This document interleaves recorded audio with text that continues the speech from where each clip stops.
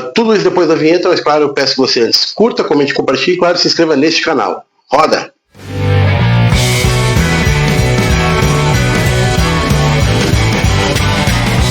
Boa noite, parabéns pela vitória, mano. Claro que fica à vontade para falar do coletivo, que sempre é importante, porque foi a vitória de todo o grupo, mas em especial, me permita, Edenilson, na noite de hoje. Boa noite. Bom, boa noite a todos. Falar um pouco do jogo, né? A gente iniciou um jogo um pouquinho tenso, sim, errando um pouco de passe, retomando a bola, errando o início da construção. Isso possibilitou o São Paulo recuperar 2, 3 bolas e jogar nas costas, né? Do nosso lado direito no início. Mas a gente sempre teve uma boa cobertura. Conseguimos neutralizar para não deixar ele chegar em chances claras de gol, né? Depois a equipe foi se assentando mais. Perdemos Alisson cedo, mas Pavão entrou bem. E a equipe foi se encorajando. Jogar contra a linha de 3, com 2 alas mais adiantados, sempre cria uma dificuldade de encaixe para quem não joga dessa forma, como nós. E eles têm um meio de campo com muita qualidade para trabalhar a posse, né? A gente tem que ter paciência para induzir o lado, para depois fazer uma pressão, para tentar retomar essa bola. Quando a equipe entendeu isso, se acalmou, a gente foi melhorando. E aí, com um coletivo melhor, surgiram aqueles que individualmente se destacaram mais, né? Acho que tivemos vários destaques, se a gente for elencar. Talvez o Edenilson tenha sido um dos que se destacou mais.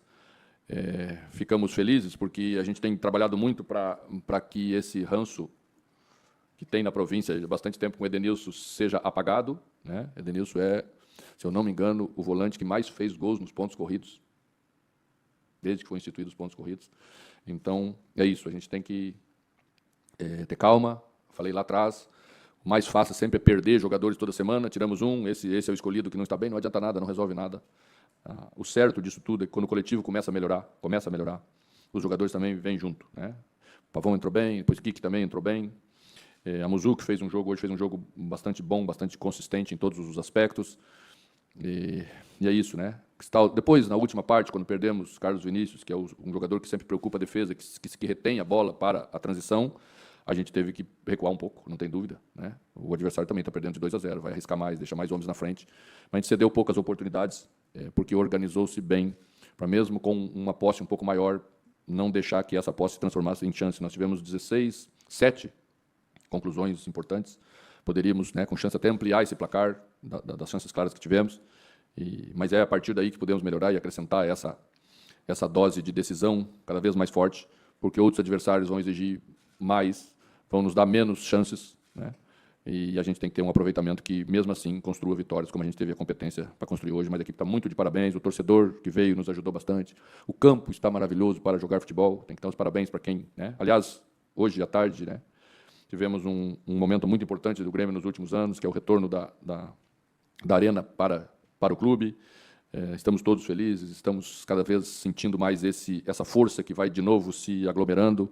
E se o torcedor acreditar na gente, pode ter certeza que nós vamos entregar mais vitórias, como conseguimos fazer a segunda consecutiva na nossa casa pela primeira vez no Campeonato Brasileiro.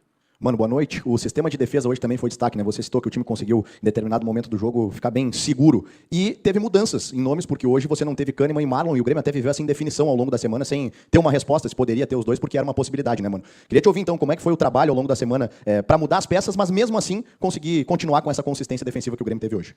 Bom, embora a nossa direção tenha se empenhado e fez tudo certo, até o último momento, porque assim, né, se trabalha com a pressão externa, isso faz parte. É aí que falo que todos estamos juntos. A gente sempre entendeu que a possibilidade era difícil de se concretizar. A gente trabalhou sempre com Wagner e sempre trabalhamos com o Estevão. A gente confia em todos, eles já fizeram jogos aí importantes. À medida em que o time vai melhorando, a entrada deles também passa a ser mais natural. Ambos fizeram, né, um jogo muito bom, muito sólido na parte defensiva.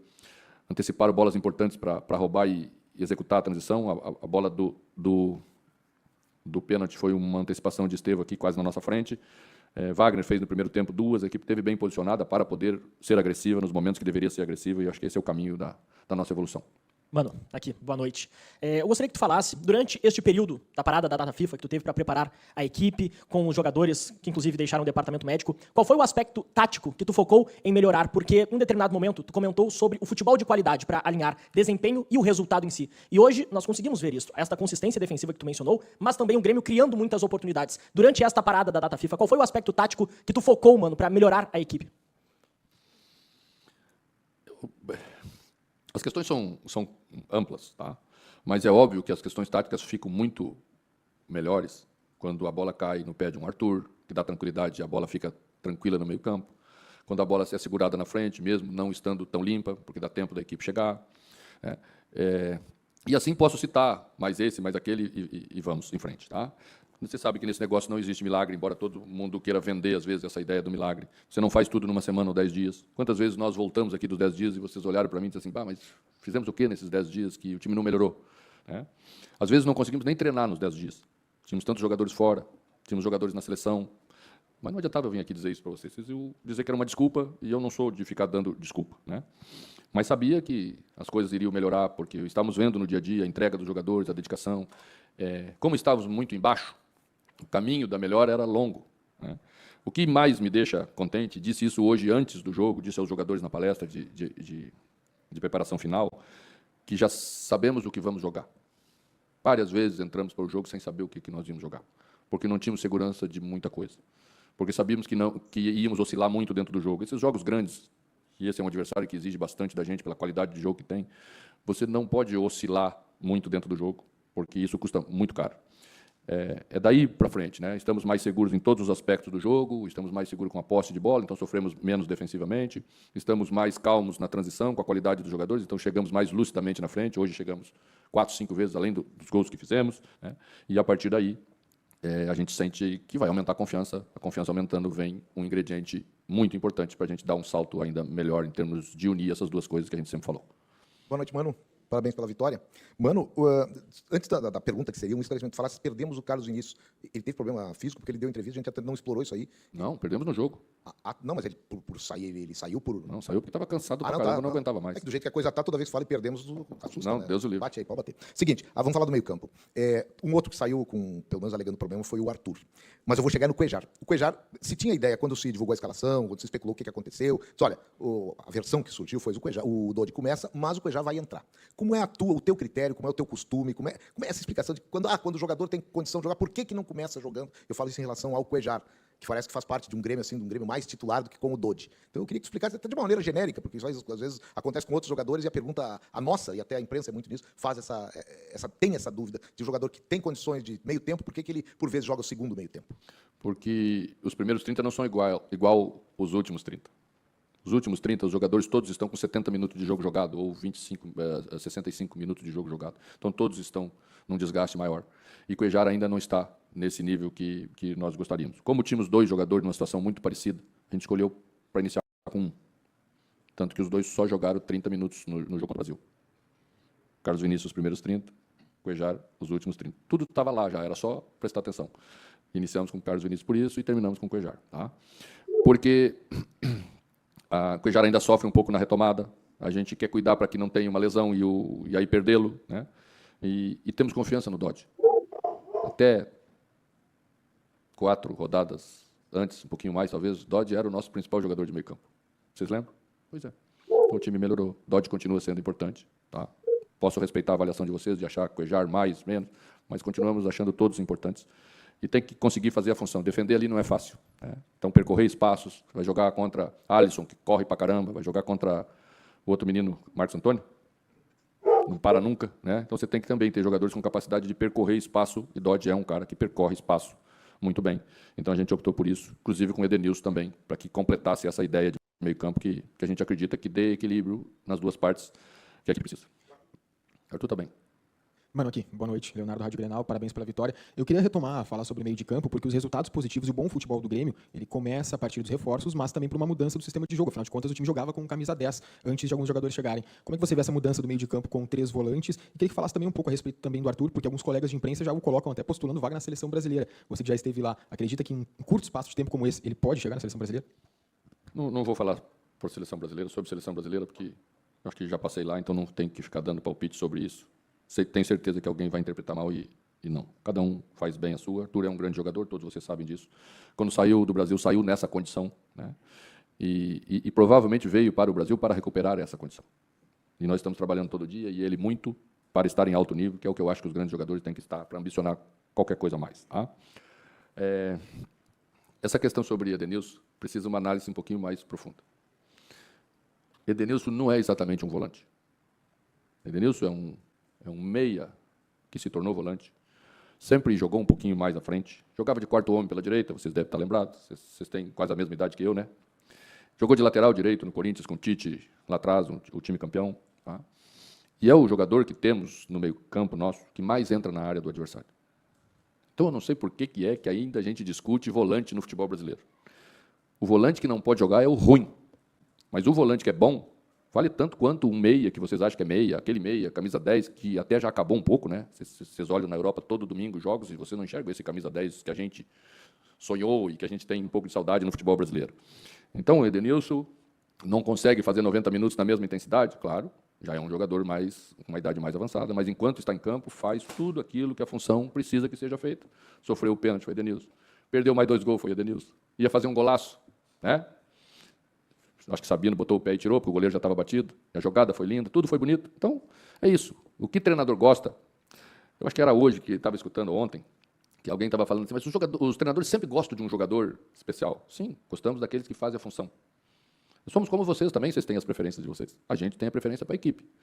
E é isso que a gente vai continuar tendo. Sempre pensando e priorizando a equipe. Funcionou bem, funcionou melhor, nós vamos trabalhar para isso. Mano, aqui, João Nascimento, tudo bem? Bem. Parabéns pela vitória. Obrigado. Vou continuando falando sobre Edenilson. Ele agora, na zona mista, na saída, ele fez uma revelação em que ele teve um problema estomacal no intervalo. Mas eu quero saber se, através desse problema estomacal, foi alguma dica tua em movimentação, em posicionamento, em que fez ele fazer um segundo tempo maravilhoso, vamos dizer assim, perante o primeiro, que ele já estava sendo criticado por alguns erros de passe, o posicionamento, que não estava acertando. Tem alguma coisa relacionada a isso? Brincamos com ele que no primeiro tempo ele estava muito branco. Voltou à cor normal, segunda parte, voltou a ser o Edenilson. Não, a gente ajustou um pouquinho melhor a segunda parte. Achei que no primeiro tempo recuou um pouquinho demais para buscar a bola. Às vezes a posse do São Paulo também exigiu um pouquinho disso, né? O Rodriguinho esteve sempre circulando aí e trabalhou um pouquinho nas costas. A gente cometeu um pequeno erro por querer pressionar muito alto na primeira parte. E ele, Edenilson, saiu no zagueiro da esquerda, que era Sabino. E sempre que Edenilson saiu no zagueiro da esquerda, abriu o passe para o volante de dentro do São Paulo. E quando abriu a bola para esse volante de dentro, nós não tínhamos mais a pressão e perdemos o meio-campo. Então, o que a gente fez na segunda parte? Segurou ele um pouquinho num dos volantes e levou Carlos Vinícius um pouquinho para o lado para ele pegar o zagueiro. Essa era a orientação. Mas o São Paulo já tirou um zagueiro. Então, não havia mais a necessidade de fazer isso. Tanto que o jogo ficou melhor para a gente. A gente conseguiu, o jogo ficou mais aberto no meio-campo, nós controlamos melhor o meio-campo na segunda parte. Mas era isso. Às vezes, na ânsia de querer pressionar, e até porque o torcedor quer que a gente pressione em casa, e vai, às vezes a gente faz de maneira errada, e não adianta fazer errado. Você quer pressionar muito alto, você libera as costas, aí a pressão toda vai embora e a gente não estava fazendo tão bem. Quando a gente melhoramos no jogo, e o Edenilson também melhorou. Aqui, Mano. Mano, uma vez o senhor falou pra gente que gosta de analisar sequências de jogos a partir de 5 partidas, que aí consegue ter uma análise melhor do que o time está crescendo ou não. E nos últimos 6 jogos, o Grêmio perdeu apenas 1, e isso começou lá no Grenal. Esse Grenal... E daquele jeito ainda perdemos, né? Exato. Esse Grenal, ele realmente representou um marco para ti e para os jogadores, pela forma como aconteceu, e não só na confiança, mas também no modelo de jogo. Ali tu começou com Pavon e Edenilson, quando ninguém ou pouca gente começaria com Pavon e Edenilson. O que esse Grenal representou e traz assim de significado para essa sequência boa que o Grêmio teve depois dele? Obrigado. Bom, eu penso que a gente já fez um jogo muito bem jogado no Grenal. A gente não ganhou por decreto de alguma coisa, de um jogo que foi achado, né? A gente jogou melhor, na minha opinião, enquanto estivemos 11 contra 11. E dali ganhamos a confiança, porque você ganha de um grande adversário, de um adversário de qualidade maior, claro que tem significado. Mas teve mais significado para a maneira como o torcedor passou a nos ver. Porque eu ouvi de vários torcedores do Grêmio que, a partir do Grenal, mudou a visão que eles tinham do trabalho, que eles tinham de alguns jogadores, pela grandeza da vitória. E isso se transfere para dentro do campo, não tenha dúvida. O ambiente do jogo influencia diretamente no jogo, né? Não é como outras modalidades, né? O torcedor do futebol ele quase entra em campo e ele fica mais compreensível, ele fica mais confiante, ele ajuda mais à medida em que ele começa a enxergar coisas que dão essa confiança para ele. Isso, sem dúvida nenhuma, veio do Grenal. Mano, a gente vê, obviamente, uma melhora no Grêmio e os relatos dos bastidores do teu trabalho, eles são muito positivos por quem tem convivido contigo no dia a dia. Eu queria que tu falasse um pouco mais sobre como tu está fazendo para lidar com o grupo na questão da hierarquia, para que todos os jogadores entendam as tuas decisões, para que todos os jogadores aceitem as tuas decisões, mesmo quando eles não gostam, por exemplo, de ir para o banco de reservas. Como é que essa conversa interna para que tu consiga manter essa harmonia que hoje parece existir de uma maneira muito tranquila dentro do ambiente do Grêmio? E uma outra questão. Quando o Edenilson cai na área e o árbitro vai dar um cartão amarelo para ele, que filme passou na tua cabeça? Olha, para nós o pênalti foi muito claro, né? Foi muito claro. Acho que ele deveria ter marcado no campo de jogo, de tão claro que foi, porque nunca teve bola, pelo menos na nossa visão de diagonal daqui. Mas a coisa está tão assustadora que eu entendo também as dúvidas que eles têm. Falamos com a arbitragem hoje sobre isso, falei com o Bandeira daqui, que fica na minha frente, para que todos tenhamos um pouco de calma nessa hora, né? Até com algumas reclamações dos jogadores, porque está todo mundo com os nervos à flor da pele, então é a hora de aceitarmos um pouco os erros, né? Trabalhei muito isso com a equipe, que a gente não entrasse em campo desequilibrado emocionalmente, porque aí provavelmente íamos transferir todos os problemas para o árbitro, não ia adiantar, ele ia se voltar contra a gente, e era o contrário que tínhamos que fazer. Trazer ele para o nosso lado, foi o que a gente tentou fazer, ele fez uma boa arbitragem, né? Achei que não foi pênalti mesmo, a última bola que bateu na mão, porque bateu no corpo, olhei o lance, achei que não foi, né? E assim, né? Vamos seguir trabalhando, criando oportunidades para que se coloque pressão nos adversários. Hoje criamos mais, esse é o caminho, né? Não podemos depender de 5 chances só, ou poucas conclusões, porque aí fica se esperando uma coisa que não vai acontecer, ou que tem pouca chance de acontecer. Em relação ao grupo de jogadores, sempre trabalho da mesma forma, tá? Tenho regras, gosto de cumpri-las e gosto que cumpram. Vocês nunca viram eu chegar aqui e falar de um jogador. Não gosto que fale do nosso trabalho num lugar que não seja dentro do nosso vestiário. Eles sabem disso, isso vale para todos, sejam com mais nome ou menos nome. Como a gente trabalha com uma grande margem de coisas só internas, eu entendo que vocês levantem algumas dúvidas, tá? Mas ninguém dirige 40 pessoas durante um ano, durante 1 ano e meio, durante 2 anos, se não estabelecer essas questões claras de convivência entre a gente. Então, quando vocês veem acontecer uma coisa, ela geralmente tem origem antes, tá? Então, se esse vinha e jogando e daqui a pouco parou de jogar, já aconteceu alguma coisa antes que justifica a decisão que o treinador toma. Porque se eu faço uma coisa absurda em relação a alguém do grupo, para lá ou para cá, o grupo não aceita a minha decisão. Se eles aceitam, é porque eles acham que é correto, que está dentro daquilo que combinamos, né? E as escolhas, às vezes, elas são um pouquinho para cá e um pouquinho para lá, né? E elas têm que se refletir naquilo que a equipe entrega, que é o outro argumento que o treinador sempre usa, para que os jogadores aceitem as decisões que ele toma, porque não são sempre simpáticas. É óbvio que você tirar alguém não é agradável, né? Você está interferindo, às vezes, na carreira do jogador, no seu próximo contrato, um monte de coisa. Então, eles vão aceitar se aquilo que estamos fazendo tem lógica, a maneira como eles enxergam o jogo, aquilo que a gente defende como ideia, está sendo coerente, as decisões com a ideia que falamos para eles todo dia. E é isso que faço há anos, né? E tenho alguns problemas, como todos, mas tenho poucos em relação à intensidade que é o futebol. Mano, boa noite. Queria te perguntar, né, não sei quantas vezes tu já foi questionado aqui sobre o Pavon, quando ele não dava a resposta técnica esperada. Se cobrava, por que não põe outro jogador, por que não põe outro? Queria te perguntar, mano, qual é a sensação de o técnico ver um jogador que está dando a resposta, que está confirmando que tu vê nos treinamentos, da dedicação dele nas outras funções, e que muitas vezes pra gente até não aparece, mas que para vocês que tem uma função, que tem uma necessidade, que ele precisa fazer alguma coisa para a equipe, de ver ele jogando e ter um desempenho desse que até o torcedor reconheceu e o aplaudiu bastante. Eu não quero transformar isso numa bandeira, nem para Edenilson, nem para Pavon, nem para ninguém. Porque senão amanhã, quando eles for mal, isso vai voltar. Eu também não me iludo com o futebol, eu sei exatamente como é que é. E tem gente só de plantão esperando ir mal para dizer, foi mal. Todos vão mal e todos vão bem, né? E isso que é o mais importante para a gente. A diferença do que fazemos nós, às vezes um pouco em relação à análise, e eu respeito a opinião de todo mundo, embora às vezes não concorde, é que determinadas funções exigem valências físicas, exigem um monte de coisa que nem todos têm.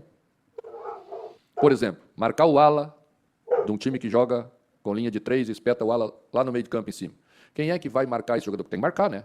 Eu sinto muito avisar, vai ter que marcar. A bola vai chegar lá e quem vai marcar? Geralmente você escolhe um jogador que tem a capacidade de baixar, recuperar a bola e atacar, porque tem que atacar. Se eu escolho um jogador que não tem valência física, ele vai baixar para defender, mas não vai ter saída. Nós precisamos de saída. Às vezes esse jogador baixa no campo e ele tem que ter valência física para chegar. Aí a gente escolhe um jogador que nem o Pavon, que nem o Kik, que nem já escolhemos outras vezes. A Muzu já sofreu um pouco, porque uma vez tivemos uma conversa e a Muzu olhou para mim e disse, professor, se for para atacar e defender, só consigo 30 minutos. Então, durante muito tempo, fizemos 30 minutos. Fizemos os últimos 30, José. Né? É isso. A gente não faz porque a gente acordou hoje de manhã e disse, vou fazer essa coisa engraçada aí para ver se funciona. Isso vem de muita coisa que se enxerga no dia a dia e que não dá para abordar publicamente todas as coisas porque daqui a pouco não fica bem, né? O que fizemos? Tiramos ele um período, trabalhamos essa parte, está melhor, está mais forte, ele se sente mais forte, né? Então, já começamos a iniciar jogos porque sabemos que o jogador tem uma qualidade individual que nos interessa muito. Então, fizemos de um lado de um jeito, fizemos do outro lado do outro jeito. Hoje, jogamos ele em cima de um zagueiro, empurramos nosso lateral esquerdo para pegar o ala direito. Nosso lateral esquerdo não jogou na linha de 4, na saída de bola do adversário nós empurramos para que a Muzu não tivesse que baixar tanto, jogou em cima do zagueiro. Então, tudo isso você vai fazendo, e é bastante complexo. é por isso que a gente faz escolhas que às vezes as pessoas não entendem. Mano, você falou no tempo no jogo treino e hoje também de 30 minutos na parte final. Tem algum planejamento? Qual o planejamento para o jogador para ganhar mais minutagem nas próximas partidas? Te pergunto isso porque o Dodi tomou o terceiro amarelo hoje. A gente pediu para ele tomar o e até sobre isso, ele sentiu alguma coisa no final do jogo que estava descontado? Alguma possível lesão ou somente cansaço? Não, cansaço, a gente vai analisando entre tantas coisas, quando num determinado setor tem muitos jogadores com 2 amarelos, para não correr o risco de ficar sem todos eles num jogo. Então a gente vai dividindo um pouquinho essa situação e achamos que era o adequado fazer para a Dodge agora, para que, tendo os outros jogadores todos à disposição, a gente não fique desprotegido no jogo da Bahia. Obrigado, mano. Pessoal...